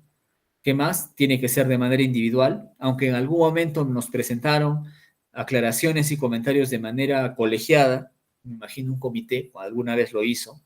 Entonces, la evaluación que hace el auditor tiene que ser extraer lo que dice cada uno. No podríamos evaluar de manera colegiada, puesto que la responsabilidad es personal y tiene que darse de esa manera. ¿Qué más? Se entrega formalmente, dicen, mes de partes virtual o mes de partes física. Antes era solamente física. Sí o sí el auditado tenía que venir a mes de partes para que tenga su sello y todo. Ahora no. Se han dado las facilidades, como les dije al inicio de esta charla, del uso de casillas electrónicas, del uso de las notificaciones mediante mes de partes virtual. Entonces ya hay un tema de cautela de plazos mucho más cuidadoso. No obstante que a veces cuando utilizamos casillas electrónicas, a los auditados a veces el plazo se les va porque muchos no tienen la costumbre de revisar, por ejemplo, la casilla o chequear los correos que se le ha enviado. lo cual ya, pues, definitivamente es su tema, ¿no? Del auditado. Nosotros nos ceñimos a lo que dicen nuestras directivas internas, ¿ya? Eso es la parte de la ejecución de la auditoría de cumplimiento en la etapa de la presentación de declaraciones. Luego la evaluación, que es una etapa muy importante, ¿no? El auditor tiene que rebatir y evaluar línea por línea, más aún cuando se trata de un tema penal o de un tema civil, ¿no? Línea por línea tiene que rebatir y lógicamente con la técnica. El auditor no puede entrar en situaciones que digamos, pongan en tela de juicio su objetividad. Entonces, si ahí el auditado señala, ¿no? Es falso lo que señala el auditor debido a que él tiene animadversión a mi persona, debido a situaciones personales en donde el señor auditor me conoció en circunstancias familiares, ¿no? En tal lugar y tal lugar. ¿Eso cómo se rebatiría? Técnicamente el auditor tiene que decir, con el señor no tenemos ningún tipo de problema, es más, ¿no? Se puso a conocimiento previamente, ¿no? De la comisión de control y quién la conformaban y no hay ningún inconveniente, nadie puso ningún documento, no había nada, ¿no? Y al amparo de la ley 27785 y los principios, ¿no? Tutelados en el artículo 9 de la Ley Orgánica del Sistema Nacional de Control, se ha cumplido con todo el tema legal y las pesquisas jurídicas del caso, ¿no? Y así se tiene que rebatir. Si es un tema de contrataciones, donde se está hablando de un documento o de repente de una cláusula, de un cronograma, de un plazo, de una penalidad, de igual manera se tiene que rebatir de manera técnica. Muy bien, acá de igual manera las aclaraciones, hay que tener en cuenta de que bien pueden confirmar el hecho que ya tenía el auditor o bien pueden desvirtuar, ¿no? Raras veces desvirtúan, alguna vez sí me pasó, tuvimos que desvirtuar un hecho, puesto que nuestros integrantes no habían encontrado un documento que el auditado sí había tenido. Entonces, en la búsqueda, es por eso que esta labor es tan detallada, que tienes tú que agotar todas las vías, lo que de manera burda los auditores llaman cerrar procedimientos, hacer la búsqueda de los documentos en el archivo, en la misma documentación, pedirlo al auditado y agotar la vía de tener toda la documentación que sustente de manera apropiada tu caso que estás presentando. Si es que no vas a tener esa certeza, van a suceder este tipo de cosas. A ver.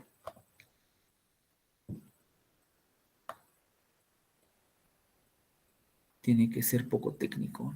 Ya, muy bien. ¿Qué más nos dice Jaime?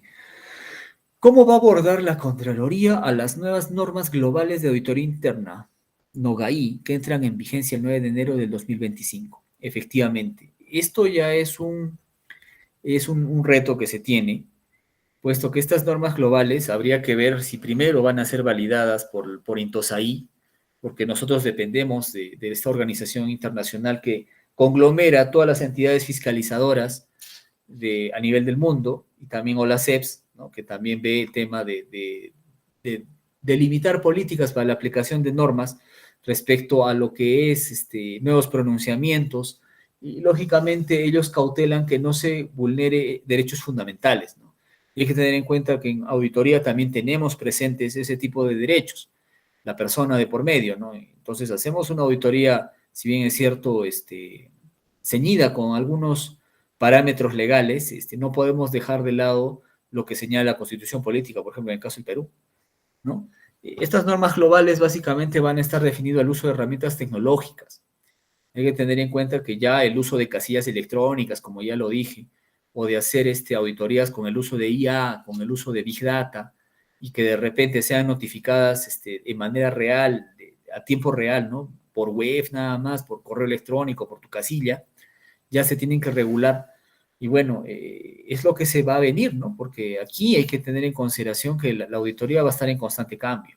Más aún en nuestro país, en donde, reitero, por los casos de corrupción que tenemos, hay que tener mucho cuidado y hay que estar preparados para cualquier tipo de situación que se tenga que dar a nivel de la alta dirección, ¿no? Los cuales determinan las políticas que se va a aplicar en cada labor de control que desempeñamos. ¿Qué más? A ver, sigamos. Bueno, acá un poco se han movido las letras, están un poquito grandes, van a disculpar. Bueno, la elaboración de informe tiene que ser llenado pues en un tono constructivo. Como ya lo dije hace un momento, tiene que ser conciso, exacto, ¿no? Ordenado, porque si no tiene esa consistencia y tiene que ser redactado, como le digo, en un lenguaje sencillo, pues vamos a tener problemas, puesto que no va a asegurar de manera adecuada pues el legítimo derecho a defensa. Y al tener, digamos, situaciones particulares que puedan de alguna u otra manera viciar el proceso de auditoría, nosotros tenemos que justamente cuidar con calidad ese tipo de situaciones. ¿Ya?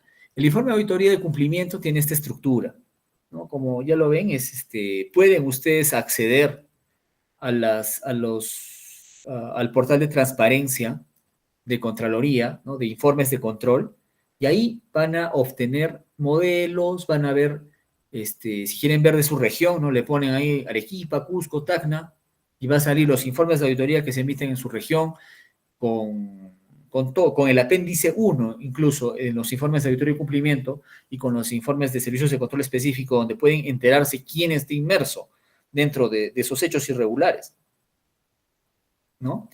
Entonces, lo pueden cotejar, reitero, para fines académicos, pueden obtener ahí todos los informes que quieran, chequear el enfoque de cómo se hace la evaluación, cómo se hace la identificación de responsabilidades y también el uso de los criterios y el cómo se redacta, ¿no? Si a ustedes les interesa todo este tema de auditoría, definitivamente ahí ya tenemos una herramienta más que nos va a ayudar.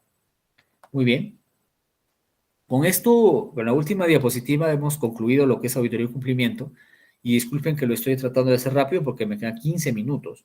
La verdad, el tema me apasiona realmente. Podríamos pasarnos horas de horas, pero de todas maneras, vamos a tratar de ser ágiles, ¿no? Acá no vamos a hablar mucho ya de temas técnicos porque en realidad la aplicación de técnicas de obtención de evidencia es la misma dentro de lo que es el servicio de control específico a hechos con presunta irregularidad. Prácticamente es lo mismo. Acá también tenemos información a febrero de este año acerca de los responsables, ¿no? Que se han identificado con esta modalidad de control. Que reitero, no es una auditoría. ¿Ya? Los servicios de control específico primero van con la identificación de la evidencia, o sea, presunta todavía estamos hablando. No estamos hablando en base presunta, que ya puede ser de una denuncia, puede ser por parte de un reporte periodístico, ¿no? O quizá por algún pedido de algún congresista, qué sé yo, de una carpeta fiscal, ¿no? Entonces, los auditores revisamos la irregularidad si verdaderamente se vulnera normas tanto de respecto a la conducta, ¿no? Que son los instrumentos de gestión, como también si hay normas vulneradas, como la ley de contrataciones, ¿no? Toda la normativa aplicable, digamos, al hecho que se va a revisar, y luego de ello se saca un pliego de hechos, ¿ya? El marco normativo, ¿no? Acá tenemos el marco normativo, como siempre, las normas generales de control gubernamental y la versión actualizada de la Directiva 007-2021, que es la vigente para ejecutar servicios de control específico a hechos con presunta irregularidad, ¿no? Y sus respectivas modificatorias.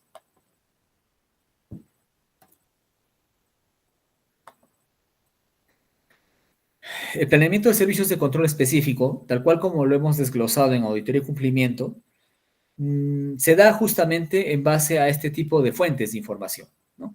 Control previo, que como dije lo hace solamente Contraloría, es una función privativa. Control simultáneo, ya lo hemos dicho, control concurrente, visita de control y orientación de oficio.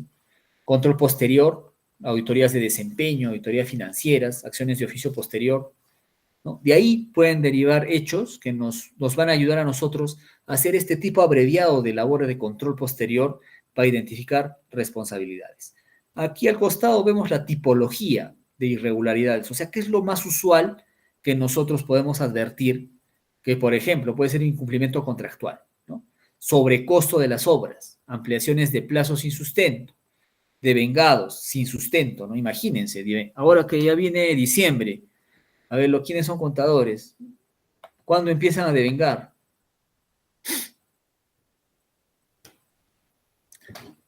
¿No? ¿Cuándo empiezan a devengar? El 28, ¿no? Y encima es Día de los Inocentes. Como decía hoy día en la mañana un expositor. Justo el Día de los Inocentes, el 28 empiezan a devengar. El 29 ya pasa pago, ya hacen un montón de cosas, el 30 ya no estás porque ya es año nuevo y demás.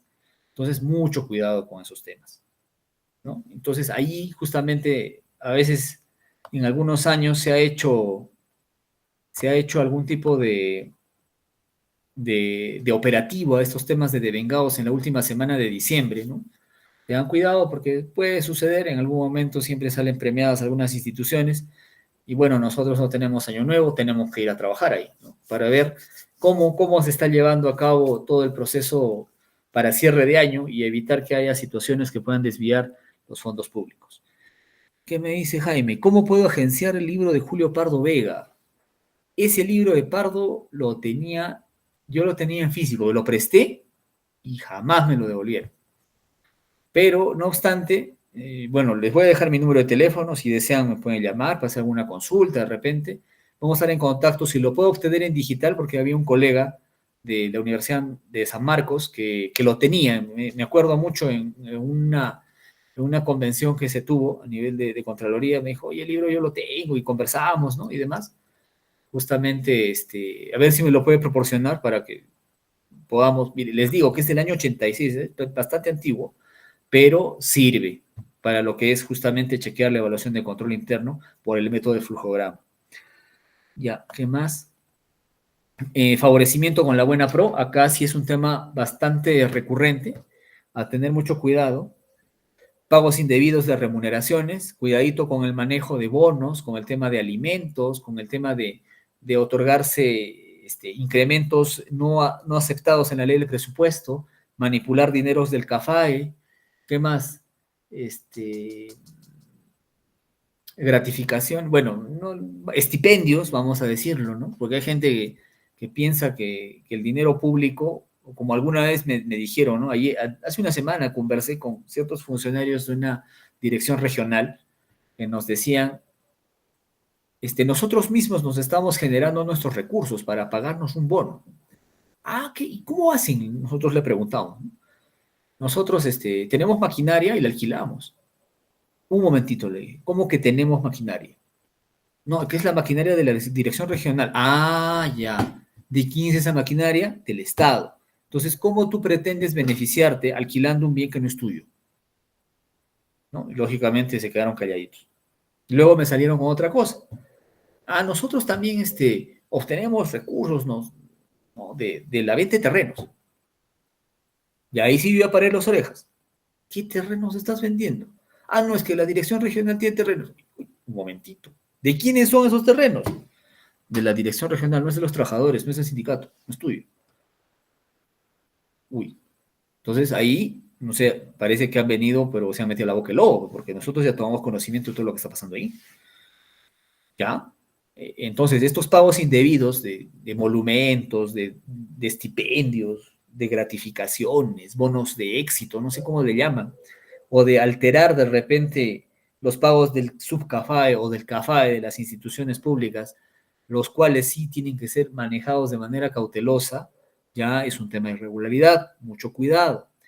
Los bienes del Estado no son tuyos, ¿sabes? Para que tú los alquiles, tú los vendas, qué sé yo, o te inventes, ¿no? Que, oye, hay una norma del año 1988 que decía que nos teníamos que dar alimentos y yo me doy ahora, el año 2024. Eso no está bien, ¿no? Mucho cuidado. Contrataciones sin proceso de selección. Bueno, hay que tener en cuenta que para eso están las normas y de menores 8 ITs y demás cosas, ¿no? Irregular o deficiente prestación de servicios a beneficiarios, ya, bueno. Y etc. cosas que en casuística podríamos advertir, ¿ya? Esto es un tema procedimental, ¿no? Las comisiones de control obtienen las evidencias. Ojo, la gran diferencia también en auditoría y cumplimiento son comisiones auditoras. En esta labor de control específico son comisiones de control, ¿no? ¿Qué más? A partir de la documentación se empieza a evaluar y se dispone la etapa de planeamiento. ¿Eso qué presume? Hacer una carpeta de control específico. A ver, acá que decía, ya tenemos el hecho identificado, entonces procedemos, esto es procedimental, reitero, hacer la carpeta y hacer una matriz de presunta irregularidad. De ahí utilizamos las técnicas, ¿no? Si bien es cierto, de la anterior modalidad, que son las mismas técnicas que se utilizan por un auditoría de cumplimiento, acá nosotros las consignamos, ¿no? Está cuestionario, rastreo, revisión selectiva, análisis, ¿no? Y todo esto está establecido en un lineamiento técnico que tiene Contraloría para la aplicación de técnicas y desarrollo de procedimientos, ¿no? Y de esta manera nosotros obtenemos toda la evidencia suficiente y apropiada. A ver, vamos chequeando. En el caso de comunidades campesinas en la venta de terrenos, ¿cómo se procede la fiscalización? Comunidades campesinas, ya, bueno, ahí estamos entrando a ver terrenos de propiedad comunal, salvo que estos terrenos sean del Estado. Entonces, habría que identificar la seguridad jurídica del predio, primero, ¿no? Si una comunidad, pues, no se quiere vender el cauce de un río, qué sé yo, no sé, pero ahí sabemos que el Estado es soberano y es dueño y propietario de los terrenos, ¿no? Entonces, si hay un cauce de agua, un ojo de agua, qué sé yo, está el ANA, pues, ¿no? El Ministerio de Desarrollo Agrario y Riego, el Midagri, ellos son los que tienen potestad. Entonces, habría que ver verdaderamente a quién le corresponde el terreno. En todo caso, primero asegurarnos de la seguridad jurídica, ¿no? Para ver qué sucede. A ver, la notificación, el procedimiento es muy similar, ¿no? Acá se notifica un pliego de hechos, mientras que en auditoría de cumplimiento notificabas una desviación de cumplimiento, ¿ya? Tienes un plazo de 5 días útiles, mucho más reducido que el de auditoría de cumplimiento, que son 10, y aquí tú también haces una aclaración y comentario. No haces un descargo, ¿ya? El documento de respuesta también tiene que ser por escrito, de manera individual y tal cual como nosotros ya lo hemos desagregado en la anterior exposición acerca de la auditoría y cumplimiento. La evaluación, de igual manera, si es un tema penal, por favor, línea por línea, cautelando siempre el tecnicismo de por medio y evitando subjetividades, ¿no? Si, por ejemplo, en algún extremo a un auditor le dicen, señor, es usted un misógino, es usted un maltratador de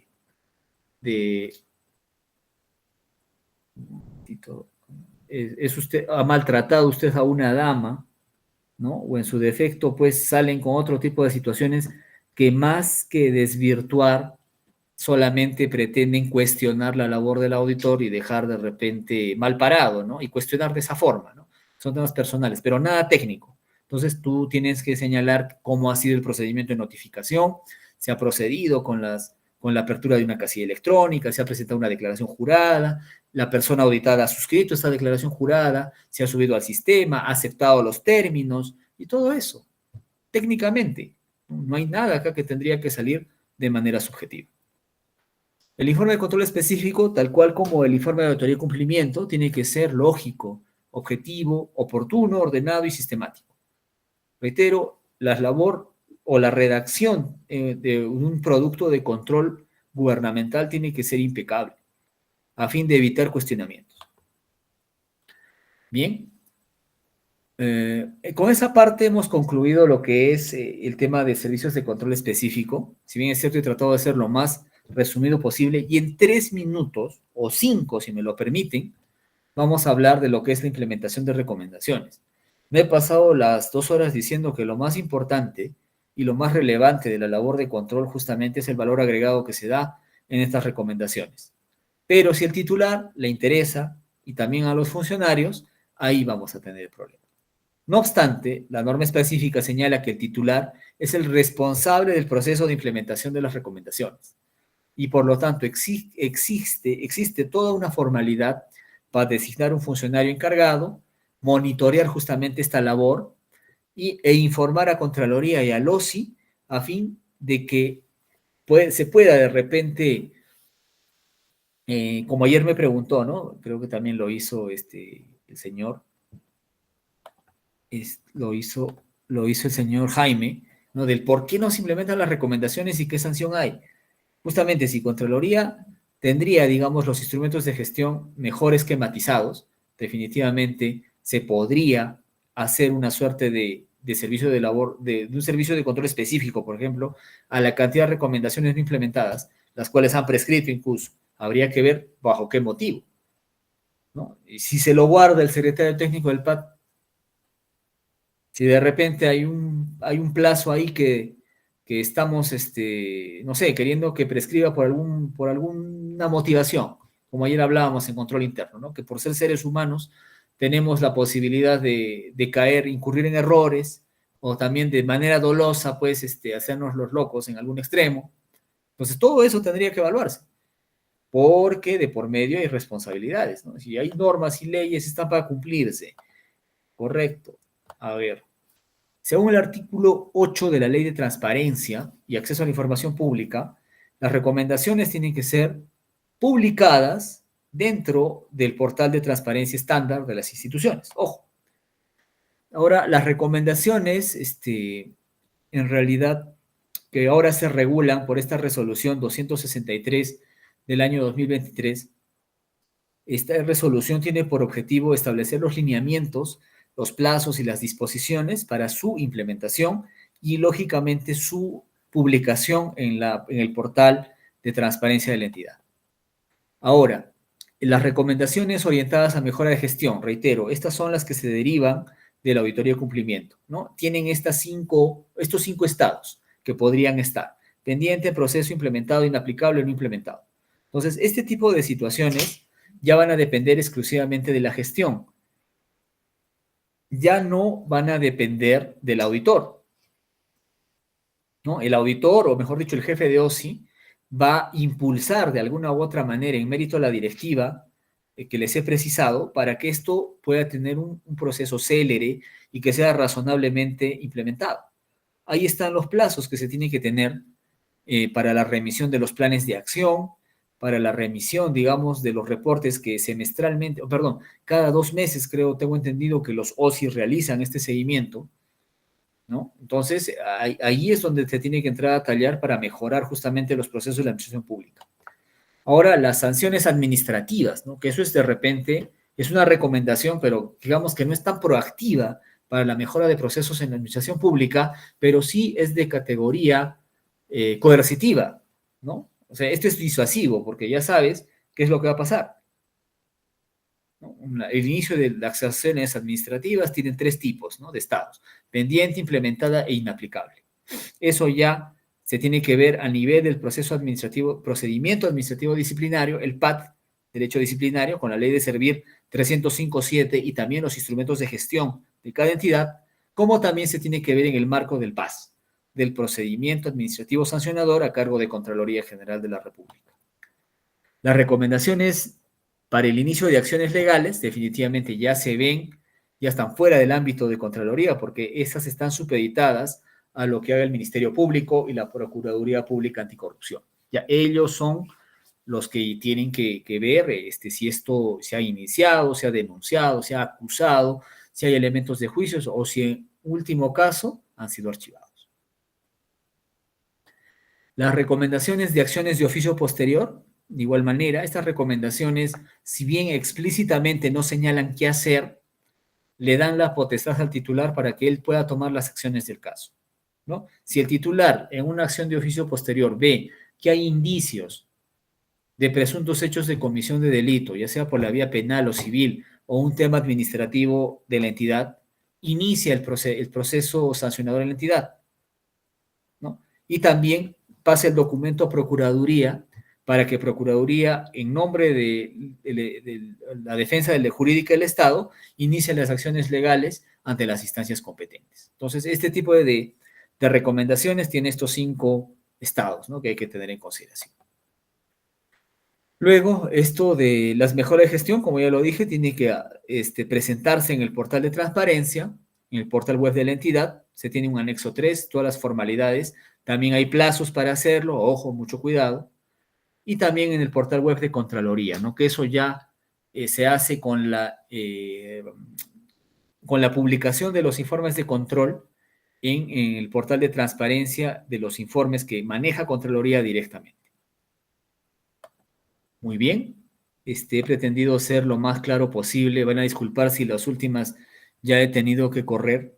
No obstante, agradezco nuevamente a la Corte Nacional de Arbitraje y Disputas, ACNAD, por la invitación. A mí me ayuda verdaderamente bastante a realizar este tipo de charlas, porque también aprendo mucho, justamente en este caso, de las preguntas o de las intervenciones que se han dado. Muy amables, será hasta otra oportunidad. Muy buenas noches. Bien. Licenciado, ¿logra oírme ahora? Perdón, no te escuché. Bien, bueno, le explicamos el caso, no tuvo un inconveniente con el audio. Sin embargo, el señor Jaime está solicitando su número de celular, ello considerando de que en su exposición habría mencionado de que lo iba a proporcionar.